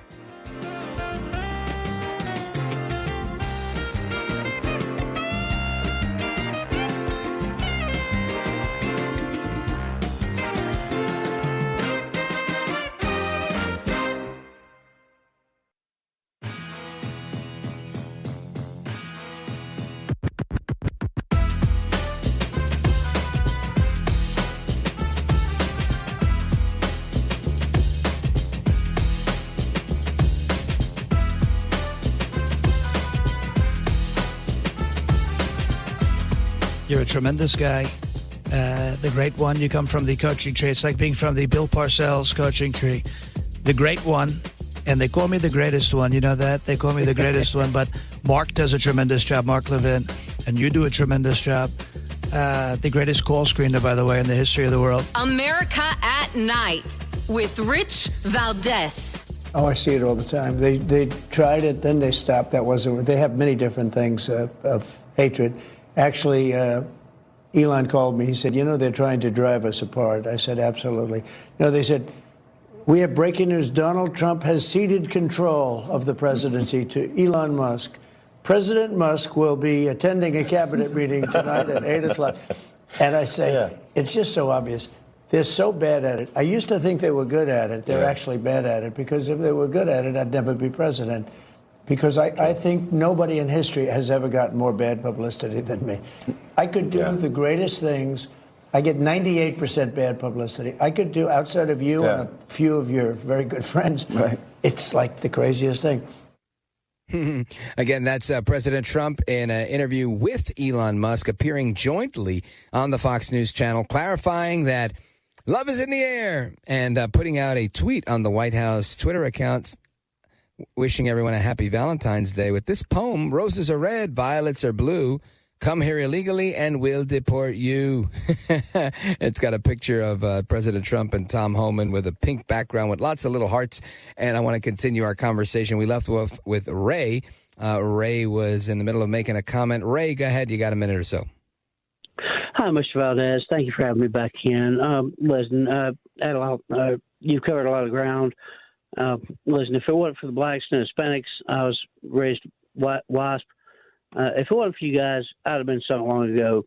As far as the immigration issue, do not disturb a church service and go in and arrest somebody. My God, how crass is that? Yeah, well, I don't think that's happening in the least. I think the media is trying to portray that the same way they're trying to portray that Trump and Musk are going at each other's throats. But I agree with you. I think I don't think we're going to see any real examples of ICE pulling up to elementary schools to deport children while they're in school. I don't think we're going to see any real incidents of ICE pulling up to a church on a Sunday morning to interrupt the worship service and deport people that are being harbored by the church. I don't think this is going to be the case at all. I think the Trump administration is A, fair, and B, smart. And these are recipes for disaster, right? I agree with you on that point. I mean, listen, I'm a veteran, and as I said before, thanks for your service. VA's mess down here. They'd rather drug us than treat us. Also, one more thing on Valentine's Day. You still there? Yeah, I'm listening to you. Okay, I was listening to the therapist, and your call screener. He got a laugh out of this too. I remember when I was getting married, I swore I wasn't going to get married while I was still in the Army, and I broke my promise, and I wish I hadn't. I did tell my wife when I married her, I said, listen, you may not like what I have to say, but I'll always tell you the truth.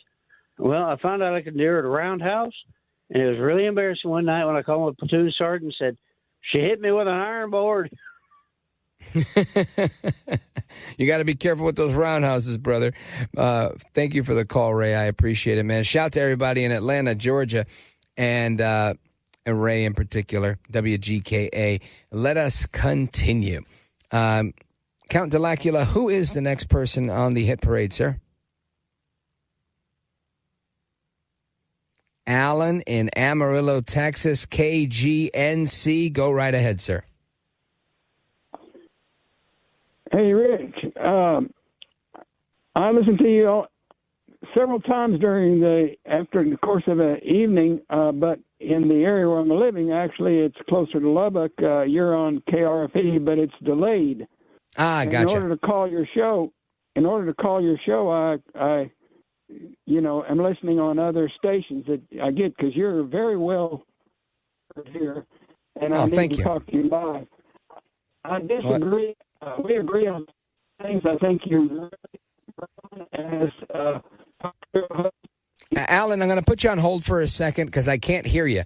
I'm going to see if we can get a better line for you. I don't know if you're in a car that's moving, but I definitely want to talk to you. Let's continue. I want to go to Ken. Ken's in Lansing, Michigan, WILS. Ken, go for it. Good evening, Rich, my brother in truth. I'll tell you what, that bartender from New York City made one of the most jackass comments I've ever heard a human being make when she said that President Musk is one of the most unintelligent billionaires she's ever made. Well, I was telling Alex, he must have boondoggled a lot of people there, Rich. It only cost him $280 million to become the president, and Kamala spent about $1.5 billion and got her ass kicked all the way across the country. Have a good night, Rich. Ken and Lansing, thank you so much, brother. I appreciate it. And yeah, I think you're right. I think it was a silly comment to make. But again, AOC specializes in making silly comments, and occasionally she has a good burn for somebody that's one of her opponents. So we always like to hear what AOC has to say. And, of course, she's always welcome to join us on this program live. And to the guys in the control room, let me know if we get our buddy Alan back on a clear line. I want to definitely have that conversation with him. Let us go. Who's next? Count Delacula. John in Horseshoe Bend, Arkansas. Go right ahead, sir. KSAR. Hey, Rich, how you doing? Happy Valentine's Day. Thank you, brother. You too. Good. The thing that you said about free speech is you might not like to hear it, but also you know where your enemies are. So you get to have them talk and stick their foot in their mouth. So it's sometimes good to hear the people you don't agree with. Oh, yeah. Know what they're thinking. I agree with that. It doesn't go underground and it bites you in the butt. So I just wanted to let you know that, and that's just food for thought for you. You have a good day. You too, brother. I appreciate it. And we continue. We have Alan from Texas back. Alan is on he's on a few different stations, a faithful listener. Alan in Amarillo, Texas, shouting out KGNC over here. Alan, I hope we can hear you this time. Go for it. Okay. Rich, it seems like you're starting to drift to an idea that I would dislike, and that is the idea that it would be all right for many illegal aliens to stay in the United States as long as they are not criminals or have. No, well, Alan, let me clarify. Activity. I think you might have misheard what I was saying. I said I believe that is President Trump's position. It was his position when he was in office in 2017, and I believe that's going to be his position now. It'll be up to him to prove me wrong. It's not my position. I think, we could go ahead and have all the enforcement we can have. I don't believe, if I was a betting man, and I'm not, but if I was a betting man, I would say I do not believe that President Trump is going to be enforcing the removal of people that are law-abiding citizens despite their illegal status in the country. That's just my prediction. Can I give you my reason for saying that it's a bad mistake to let illegal aliens stay? Sure. Regardless of how good or bad they are. It creates a permanent subclass, and it allows them to be exploited by unscrupulous employers who will hire them, in our situation that we had in the 70s, before we went so mechanized and used chemicals with agriculture. For example, a hoe hand, and they would be out chopping cotton or getting the weeds out of the cotton. They would work for $2 a day. The minimum wage that you were supposed to be paying, in addition to paying workers' comp and everything else, was like almost $9. That gives the unscrupulous employer a huge advantage in competing with farmers that are trying to obey the law. Secondly, you're paying these people a subhuman wage, and they have to be so reliant on safety nets that actually the farmers that are obeying the immigration laws wind up paying things like food banks, free lunches at school, toys for the kids at Christmas, all the demands that then occur because you have a whole population in your community that is not being paid a living wage. And by the way, they don't pay any taxes in. The employer doesn't pay his part. He doesn't do withholding. It's a bad idea to let a subclass develop in your community because everybody else is having to suffer and pay more in taxes in every other way because these people can't pay what they should be paying to be living in this country. Listen, that makes a lot of sense to me, and I'm not opposed to what you're saying. I believe that this is a problem when you create, you use the words permanent subclass. I'm going to say when you create a permanent flow of cheap labor. And this cheap labor was pioneered for many decades by the Chamber of Commerce and the Republican Party. And George W. Bush was infamous for his relationship with Vicente Fox, then president of Mexico. And now it's the Democrats that are championing this cause. But it's a cause that's been championed on both sides of the aisle. And when we look at things like the Deferred Action for Childhood Arrivals, known as DACA, they're known as Dreamers. This is clearly something that was unconstitutional, that was spearheaded by the Obama administration. And guess what? It's something that President Trump has signaled. And this is not a critique on President Trump either, because honestly, I don't have a dog in this fight. I realize that the dog I have in this fight is for little girls that are attending college to not be raped anymore, for 90-year-old grandmas that go outside to feed the birds with the spare bread that they had. And this one woman in Queens a few years ago went outside at midnight or just after midnight to give the bread to the birds, the pigeons that she feeds. And an illegal alien raped a 90-year-old woman and choked her and left her for dead in between two cars right in front of her house. Right? These are the things that I think have to end. Nobody signed up for that. Everything else, not that I'm turning a blind eye to it, but President Trump has signaled many times that he's willing to make a deal with respect to DACA.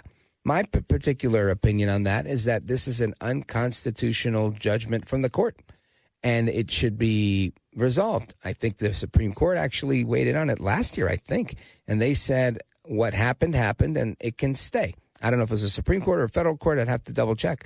But my point is, that seems to be the consensus opinion, right? So those of us that think that every last person that's here, every last employee at a restaurant is going to end up being sent back home, I just don't think it to be true. I think a lot will self-deport out of fear, but ultimately there's always going to be this underlying issue. My thoughts. If I'm wrong, you guys can call me and tell me so, but give me about a year and a half or 2 years and we'll check to see who's right or wrong then.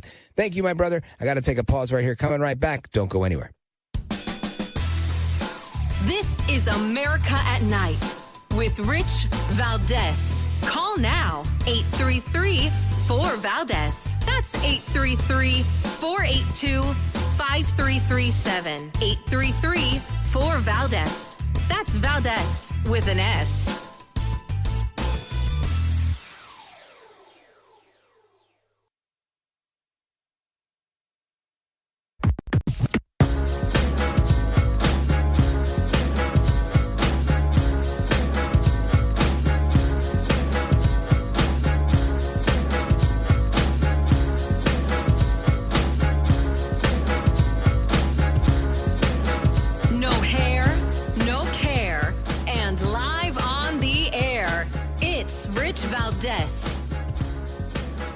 So I was on Twitter earlier scrolling and I saw a tweet from Ambassador Mike Huckabee, and he was complaining about a company called Avis Flowers. And I said, oh my goodness, I hope that's not the company I just ordered some flowers from. And lo and behold, it was. And he was complaining that he ordered this beautiful bouquet, and what he got were these very skinny, dead, wilted flowers. And I'm sure he paid good money for them. And lo and behold, I'd placed an order, and it did not show at all for my little girl who's living in Florida. And I felt so bad, and I still feel bad. And hopefully she's not listening. And, I didn't even tell her, hey, your flowers didn't show up. But very, very upset in AVAS Flowers. I don't recommend anybody use them because they will not do what they got to do. That's both me and Mike Huckabee getting burnt today on Valentine's Day. Now, I want to talk about Valentine's Day. I want to go to my buddy on WHIZ. Paul, go for it. Good evening, Rich. Been a minute. Yes, sir. I would like to talk about the Valentine's Day thing there. I think a lot of the problems are when you're younger, I'm up there a little bit, is the lack of money. When you want to make sure the lights stay on and she says, oh, I like this new dress, and she buys it. You see what I'm saying? Oh, yeah. So I think, in my younger days, that was a lot of our problems. We got married pretty young when we was younger, but that's what I found that happens. But I did want to say one thing. I'd like to tell my wife I love her, and you I play back your program on my phone for her, And I just wanted to tell her that on this Valentine's Day. I do it every year, and I really appreciate you letting me do that, sir. Paul, that's wonderful. God bless you. I love that you do it, and it's good to hear your voice, brother. Godspeed to you. Let us continue with our open phones across America. And where do we go? Count? Who's next? Joe, Salem, Arkansas, KSAR. Go for it. Yeah, I want to find a card that says, "I'm thankful you're not my Valentine anymore," for my ex-wife. Well, yeah, I haven't found any anywhere. They don't have gag cards. I think anymore, if you made them, you'd have a killing. That's a good idea. I might get into that. Listen, I am so happy that Bobby made that comment today. Been praying for 20 years for somebody like Trump to come along so he can get his agenda on, you know. And I've been praying that long, too, that we'd have some healthy food in this country and I wouldn't have to take a jeweler's eye with me and spend all this time in a grocery store reading the fine print on the ingredients. So that's great. And, OAC, she better watch her step. She is high risk, like some of the mayors that say they're going to cause trouble if they come in. Well, hey, it's very simple. It's aiding and abetting in the harboring of fugitives. Whether they're a criminal element or not, they've crossed the border. They are now they've committed. I think you're going to have to sell Tom Homan on that, brother. I don't see anything going on with the respect to that. I've heard plenty of reports that some people have actually been rounded up as part of other things, and if they don't have any felony warrants, they're being released. And they're going to be dealt with a different way with their self-deportation or something like that. So I'm not here to argue with people or to say this is right or this is wrong. I'm just here to tell you what I hear, what I know, and to let people know we shouldn't hold our breath for certain things because we might turn blue and pass out. Brother, thank you so much for the call. Happy Valentine's Day. I'm coming right back. Couple of more calls, and then it's on to the weekend. Don't go anywhere. This is America at Night with Rich Valdez.